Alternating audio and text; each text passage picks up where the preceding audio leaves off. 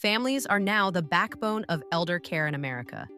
Yet the support they receive from the healthcare system often feels thin, fragmented, and late. Let's talk directly to the people living this reality every day: middle-class daughters, sons, spouses, and friends who are quietly running a second shift of healthcare at home. You might live in a small town in Georgia, a suburb outside Chicago, or a farm community in Nebraska. The accents and landscapes differ, but the story is strikingly similar. Right now, tens of millions of Americans are providing unpaid care to an adult with serious health needs. Many are caring for older parents, spouses, or relatives who want to stay at home as they age. The work you do is not simple helping out. You are managing long lists of medications, watching for warning signs that could send a loved one back to the hospital, handling equipment like walkers, oxygen, and feeding tubes, navigating online portals, voicemails, and confusing paperwork. In many cases, hospitals discharge older adults quicker and sicker, expecting families to handle complex care at the kitchen table. The official care ends at the hospital door. The real care begins in your living room. Yet most of this work is invisible in the way healthcare is organized, measured, and funded. Picture a normal week. You wake up early to help with bathing, dressing, and breakfast. Then you rush to work, taking calls in the car from pharmacies and doctors' offices. At lunch, you're on hold with insurance.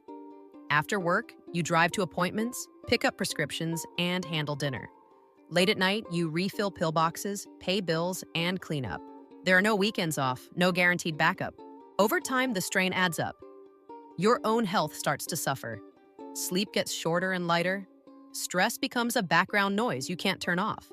Many caregivers cut their work hours, turn down promotions, or leave jobs entirely to keep a loved one safe at home. That affects family budgets today and retirement security tomorrow. But because this labor happens behind closed doors, it often goes uncounted and unrecognized. The caregiving gap hits especially hard in places that rarely make national headlines. In South Georgia, Southern Alabama, and North Florida, below the gnat line, family care is woven into the culture. People believe you take care of your own. Churches, neighbors, and extended family often step in, bringing meals or sitting with an elder so someone can run errands. In the Midwest and Great Plains, the picture is similar. Small towns and farm communities value independence, hard work, and loyalty. People drive long distances to reach hospitals or specialists. When an older parent comes home from the hospital, the assumption is that the family will figure it out.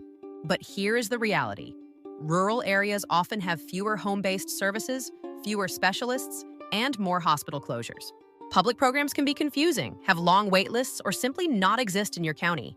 Working caregivers may be in physically demanding jobs, shift work, or roles with little flexibility. These communities carry enormous responsibility with limited backup. The values of duty and self-reliance are strengths. But when systems are weak, those same values can mask serious strain. For families caring for someone with dementia, the gap grows even wider. Dementia multiplies everything: more hours of supervision, more complex behavior changes, more emotional and spiritual strain. Many families never get clear guidance about what to expect, how the disease will progress, or how to handle difficult behaviors. Office visits are brief and focused on medications, not the daily reality of wandering, agitation, sleepless nights, and safety concerns. As health declines, caregivers face hard decisions. When is it time to stop aggressive treatment? When should hospice or palliative care be involved? How do we balance safety, dignity, and the person's wishes? Too often, these conversations happen late in a crisis rather than early and thoughtfully. Families end up navigating repeated hospitalizations and emergency visits, even when everyone quietly senses that the goal has shifted from cure to comfort. The emotional weight of this journey is heavy. Caregivers grieve in slow motion, losing pieces of the person they love long before death. Much of the tension comes from how the healthcare system is built. It is designed around short visits, quick discharges, separate specialties, billing codes that reward procedures more than conversations. Families, by contrast, live in the long middle. Days, months, and years of chronic illness. The slow changes that don't fit neat billing codes. The messy coordination between hospitals, clinics, pharmacies, and home.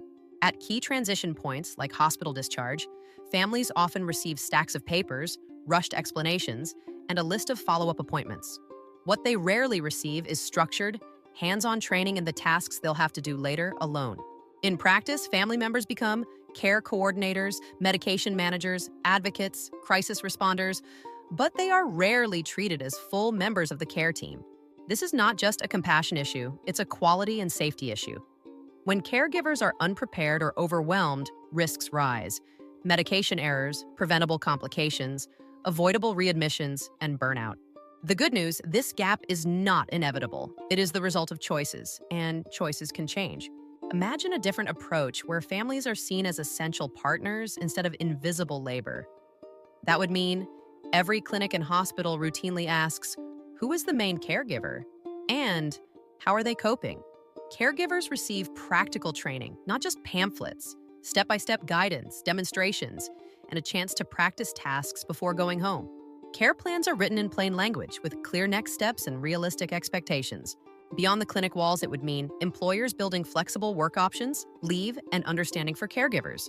States and communities expanding programs that offer respite, counseling, and financial support where possible. Faith communities, nonprofits, and local organizations partnering with health systems to support families where they live. Most importantly, it would mean shifting how the country thinks about caregiving. Family care will always involve sacrifice, love, and tough choices. That will never change. But sacrifice without support slides into something closer to exploitation. If you are a caregiver today, you are already doing the work of a system. You are keeping elders out of institutions, making medical advice real in daily life, carrying culture, history, and family dignity forward. You should not have to do this alone. Here is the big picture. Families are the real long-term care system in America. The healthcare system leans heavily on that reality. It is time for the system to lean back in with training, respect, and tangible support. So, as you listen to this, take a moment to recognize your own role.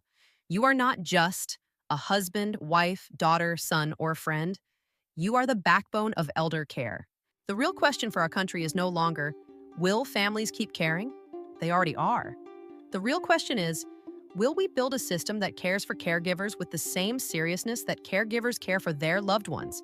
Because when we share the load between families, healthcare, employers, and communities, we give older adults a better chance to age with dignity, and caregivers a better chance to live with dignity too. Thank you for the work you do every day, often unseen. It matters more than you know.